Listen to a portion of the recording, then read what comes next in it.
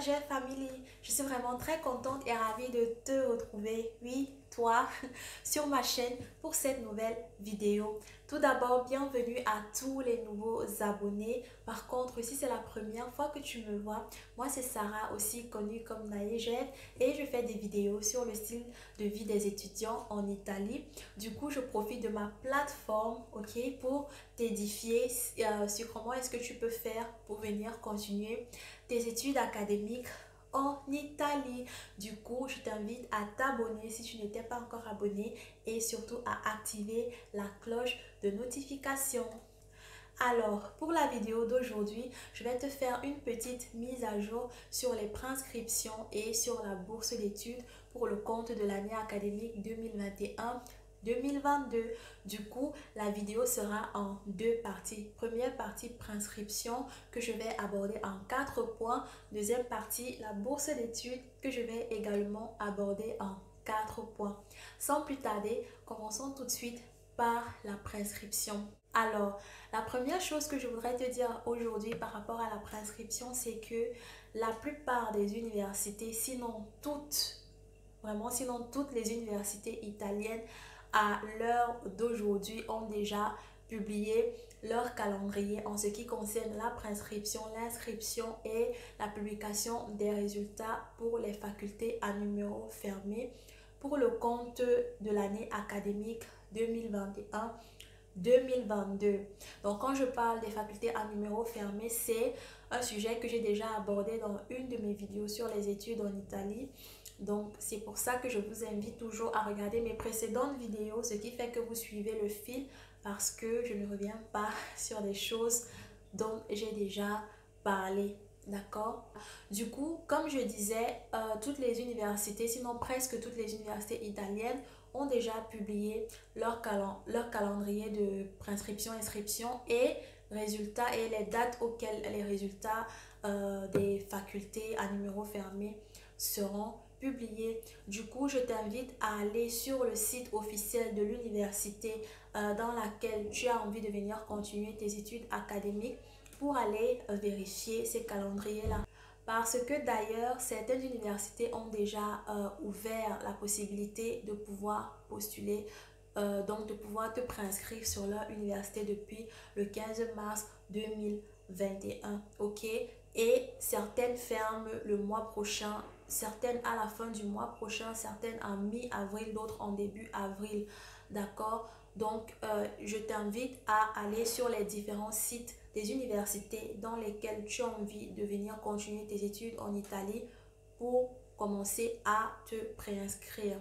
Ce qui m'amène donc au deuxième point par rapport à la préinscription, c'est que ce n'est pas pour toutes les universités qu'il faut passer par le portail Universitali. D'accord? Certaines universités ont, comment je vais dire, ont rendu disponible en fait leur propre portail pour faire la préinscription. Par exemple, l'université de Turin a son propre portail pour faire la préinscription. Donc, tu n'as pas besoin d'aller sur le site Universitali. C'est vrai, la majorité d'entre elles, il faut passer par le site Universitali, mais certaines ont leur propre portail comme celui de l'université de Turin. Je crois que c'est apply.unito.it, quelque chose comme ça. De toutes les façons, je vais te mettre le lien de ce portail-là dans la boîte de description.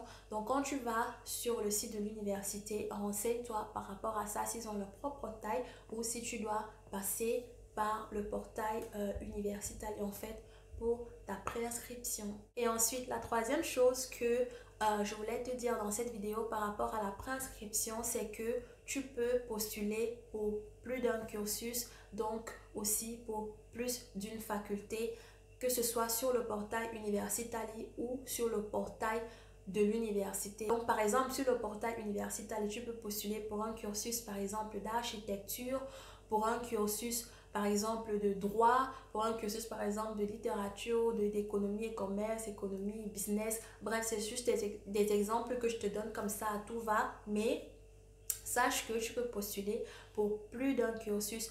Pareil sur le portail d'une université précise en fait. Par exemple, le portail de l'université de Turin, tu peux postuler pour plus d'un cursus, d'accord? Je pense que c'est important de savoir cela, comme ça tu peux prévoir des plans B en fait, pourvu que bien sûr ton baccalauréat, enfin on te donne la possibilité, la compétence de postuler pour ces autres cursus-là. Donc, essaye de choisir des cursus qui vont un peu avec le type de baccalauréat que tu as eu ou alors avec ce que tu penses que tu peux, voilà, tes compétences en fait, tes compétences académiques, d'accord? Donc, ça te donne plusieurs possibilités, donc ça te donne beaucoup plus de chances de pouvoir avoir une admission à une université ici en Italie.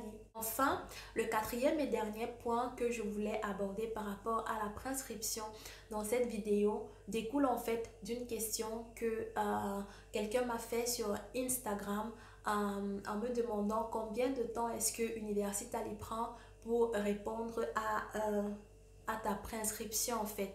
Alors, le portail Universitaly, c'est un pont entre toi et l'université, d'accord? Donc, ce n'est pas lui qui gère toutes les universités, non, les universités passent par le portail Universitaly pour, voilà, pour faire la connexion avec les étudiants, tu vois. Donc, du coup, le temps de réponse ne dépend pas de Universitaly, mais dépend de l'université. Tu comprendras donc que ça va dépendre de chaque université, de chaque faculté et même aussi d'ailleurs, ça peut dépendre aussi de chaque cursus parce que par exemple, dans une faculté de littérature et philosophie, dans cette faculté-là, il y a plusieurs cursus. Par exemple, il y a un cursus de théâtre et il y a un cursus de, je sais pas, par exemple, de mode, ok?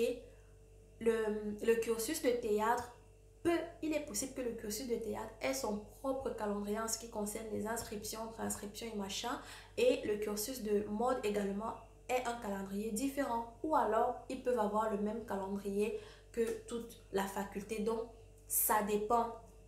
D'accord? Donc, je ne peux pas répondre en disant que Universitaly te répond après tel moment. Non, il n'y a pas une date fixe. Chaque université a son organisation et son programme, ok? Voilà. Donc, voilà, renseigne-toi bien quand tu es sur le site officiel d'une université. Renseigne-toi bien en général sur l'université, en sous-général sur la faculté et en spécifique sur ton cursus, sur le cursus ou sur les cursus que tu as envie de venir poursuivre, étudier ici en Italie. Bien, ça c'était donc pour la partie préinscription. Maintenant, pour la partie bourse d'études. Le premier point que je voulais aborder pour cette partie-là, c'est en fait de dire qu'il y a plusieurs types de bourses, ok? Il y a la bourse d'études que les institutions régionales italiennes accordent. C'est de ce type de bourse-là que j'ai parlé dans ma vidéo, la bourse d'études en Italie, ok? J'ai expliqué comment ça se passe, quels sont les prérequis, etc. dans cette vidéo-là. Et comme je t'ai expliqué aussi dans cette vidéo-là, il y a donc plusieurs institutions régionales comment je vais dire, respectivement à chaque région. Par exemple, dans le Lazio, c'est Lazio Disco en Toscane, c'est DSU Toscana en Emilia-Romagna, c'est EDSU, quelque chose comme ça, ok? Donc, chaque région a son institution régionale qui accorde les bourses d'études. Ça, c'est le premier type de bourse. Ensuite, tu as la bourse que l'État italien accorde souvent pour les étudiants étrangers. Ensuite, tu as les bourses que les universités elles-mêmes accordent souvent pour les étudiants étrangers. Ensuite, tu as un autre type de bourse des institutions variées qui accordent toujours pour les étudiants étrangers. Alors, les bourses accordées par les institutions régionales, généralement sont ouvertes pour pouvoir postuler au troisième trimestre en été. Donc, il faut aller sur les sites officiels de ces institutions régionales-là à partir de cette période-là, donc disons à partir de mai, pour suivre à peine dès que les appels à postuler vont lancer en fait. Par rapport à ce type de bourse-là, il y a comment je vais dire, un petit souci, une petite mise à jour que je dois que je voudrais faire là-dessus, mais je le ferai à la fin de cette vidéo, ok? Ensuite, le deuxième type de bourse, je voudrais parler de celle accordée par les universités. Donc, c'est un type de bourse que généralement les universités elles-mêmes accordent pour les étudiants étrangers qui veulent venir étudier en Italie, mais dans ces universités-là. Par exemple, il y a une bourse que l'université de Turin accorde pour les étudiants étrangers. En fait, au total, c'est 13 bourses, d'accord? Et elle est répartie, en fait, je crois qu'il y a 3 pour, des citoyens chinois, 4 pour quelques pays africains. Je crois que parmi les pays, il y a l'Algérie, il y a le Cameroun, il y a d'autres pays qui m'échappent pour l'instant, mais je vais te mettre le lien dans la boîte de description, d'accord? Tous les liens, tu les trouves toujours dans mes boîtes de description. Donc, consulte toujours mes boîtes de description avant de venir cogner, avant de venir faire le tapage dans mon inbox. Donc, voilà. Du coup, quand tu visites les sites officiels des universités, prends le temps d'explorer parce que ce sont des opportunités que les universités offrent en fait pour les étudiants étrangers.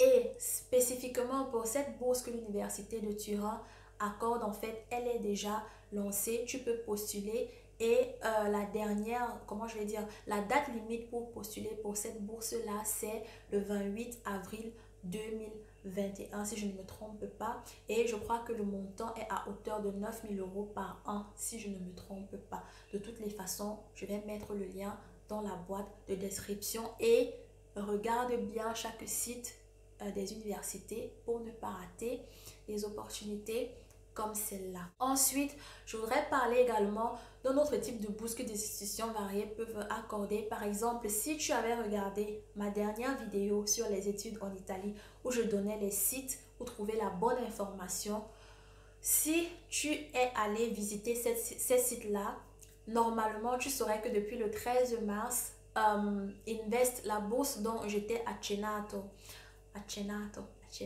dit ça comme en français, dont j'ai commencé un peu à te parler, ok, Invest in Your Talent, tu saurais que cette bourse on a déjà lancé en fait pour pouvoir postuler depuis le 13 mars. Et la date limite pour postuler, c'est le 26 de ce mois, d'accord? Le 26 mars, c'est la date limite pour postuler pour cette bourse-là. Celle-là également, elle est répartie en fait pour chaque pays et si je ne me trompe pas, il y a très peu de pays africains qui peuvent postuler pour cette bourse-là. De toutes les façons, comme d'habitude, je te mets le lien dans la boîte de description, donc il faut aller lire ça. Comme je t'avais dit, le site est en anglais et en italien, mais je pense que l'appel d'offres, en fait, l'appel à postuler, comment c'est décrit, je pense que c'est écrit uniquement en anglais si je ne me trompe pas, hein, de toutes les façons. Le lien est là dans la boîte de description, donc il faut aller regarder ça. Bien, ensuite, l'avant-dernier point que je voulais aborder dans cette vidéo en ce qui concerne la bourse d'études, c'est en fait découle d'une question qui m'a été posée sur Instagram, si je ne me trompe pas. La personne m'a demandé, est-ce que le compte en banque que voilà, j'ouvre dans la procédure de demande de visa sert pour aussi la bourse d'études? Bref, c'était quelque chose comme ça.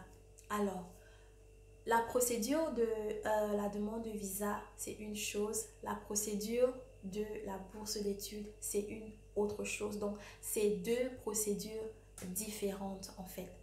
Maintenant, le compte en banque que tu vas ouvrir une fois ici pour que le dépôt que tu as fait, on te verse maintenant une quote en fait chaque mois. Ce même compte en banque, tu peux l'utiliser pour la bourse en fait. Si tu demandes la bourse et que tu l'as, pour que ta bourse, on la verse dans ce compte-là. Comme tu peux aussi utiliser le compte d'une autre personne. Bref, c'est juste pour te faire comprendre en fait que c'est deux choses séparées. Oui, pour la bourse d'études, bien sûr, il te faut un compte en banque puisque quand on te verse la bourse, l'argent, en fait, on doit te le mettre dans un compte. D'accord? Mais c'est deux procédures séparées en fait. Ok, c'est surtout cette différence-là que je voulais en fait apporter dans cette vidéo. Et par contre, concernant la procédure de demande de visa, il y a un souci qui circule depuis un certain moment en fait. C'est en fait la question de savoir qui peut faire le dépôt à la banque. Alors, sur ce point précis, la dernière circulaire du ministère de l'Intérieur et de l'Instruction n'a pas précisé qui exactement peut faire le dépôt, qui ne peut pas te faire le dépôt. Donc du coup, moi personnellement, quand vous me posez cette question, je suis en difficulté, je ne peux pas répondre parce que moi, je me base franchement sur ce qui est écrit en fait, je sais pas. Tant que ce n'est pas écrit quelque part et tout, moi, je ne peux pas prendre position que c'est tel ou tel qui ne peut pas faire. Donc, dès que j'aurai la certitude de qui peut ou qui ne peut pas faire et que je pourrais montrer que voici là où j'ai lu et que c'est, comment je vais dire, là où j'ai lu, c'est un organe compétent qui a publié cela. Moi, honnêtement, je suis navrée, mais je ne peux pas vous éclairer plus que ça là-dessus. Voilà. Maintenant, donc, enfin, la question en ce qui concerne la petite mise à jour, en fait, à ce qui concerne la bourse d'études accordée par les institutions régionales en Italie, dont je t'ai dit que je vais aborder à la fin de cette vidéo. En fait, c'est un souci qui regarde surtout la région du Lazio. Le souci, c'est quoi? Le souci, c'est que en fait, l'institution Lazio Disco, dans l'organe qui accorde les bourses pour la région du Lazio, a demandé l'année passée en fait aux étudiants étrangers non seulement de produire une déclaration de biens comme ils l'ont toujours fait en fait depuis leur pays d'origine, mais que cette déclaration de biens soit certifiée en fait par l'ambassade italienne de leur pays d'origine. Alors, je ne sais pas comment ça se passe pour les autres pays. Je ne sais pas si l'ambassade italienne, par exemple au Sénégal, au Congo, au Togo, au Bénin, certifie euh, les déclarations des biens en fait des étudiants qui demandent le visa pour venir étudier ici. Mais au Cameroun, j'ai eu la confirmation que l'ambassade italienne au Cameroun n'a jamais, ne certifie pas en tout cas elle ne l'a jamais fait jusqu'à présent, les déclarations de biens des étudiants qui demandent le visa italien. Ok.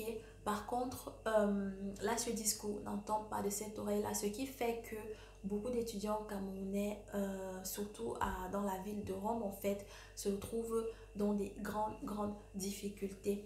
Alors, je me suis renseignée pour d'autres régions. Déjà, moi, ici dans ma région Toscane, ce n'est pas le cas. On n'a pas ce problème-là. Pour d'autres régions, je me suis renseignée en tout cas.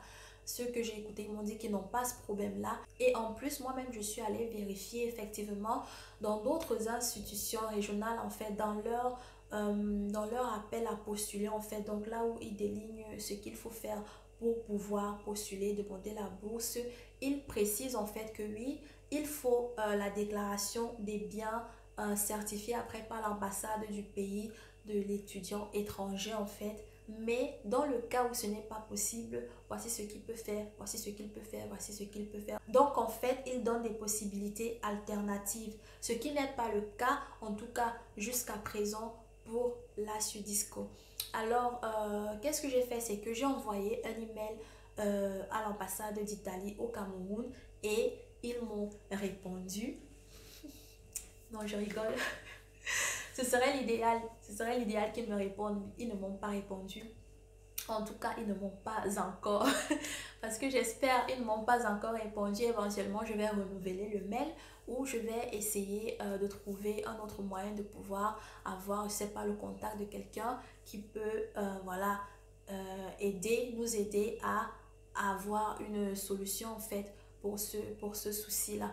Donc c'est cette petite chose-là que je voulais te dire aussi parce que peut-être comme ça pour toi, pour l'année académique 2021-2022, pour éviter de te retrouver peut-être dans cette situation-là où que, dans le LASO, tu ne peux pas demander de bourse et tout, sauf si tu trouves une université dans le LASIO qui produit sa propre bourse, mais peut-être il serait bien pour toi de regarder une université dans d'autres régions de l'Italie. D'accord, après je dis ça, je dis rien. Mais bien évidemment, si je trouve, si j'ai une solution, si quelqu'un me répond quoi, soit je vais faire une publication sur mes réseaux sociaux, surtout Instagram et Facebook, soit je vais en parler dans une de mes éventuelles prochaines vidéos. Ok, je crois qu'en disant ceci, j'ai abordé tout ce que je voulais. Ah ouais, une dernière chose, c'est que, alors depuis l'année passée, j'ai un blog, j'ai ouvert un blog et étant donné que beaucoup d'entre vous me demandent quelle est la ville que tu peux me conseiller, je parlais dans quelle ville est meilleure. Du coup, j'ai décidé que dans mon blog, il y aura, je vais souvent publier des articles sur les villes estudiantines d'Italie. Bon, sur toutes les villes. Bon ouais, en fait.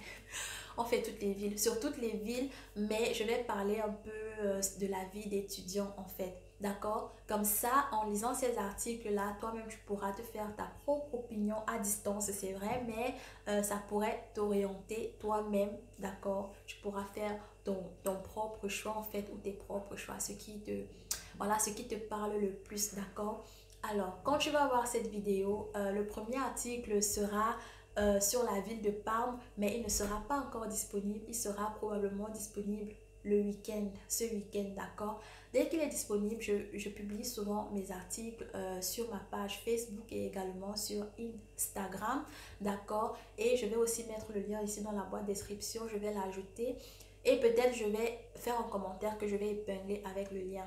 De toutes les façons, suis-moi sur mes réseaux sociaux parce que très souvent, donc, je vais publier des articles sur les villes là et tout comme ça. Vous-même, vous allez un peu voir, vous orienter et tout et tout. Et j'espère que vous allez apprécier cela. Voilà, là, je crois que j'ai fait le tour.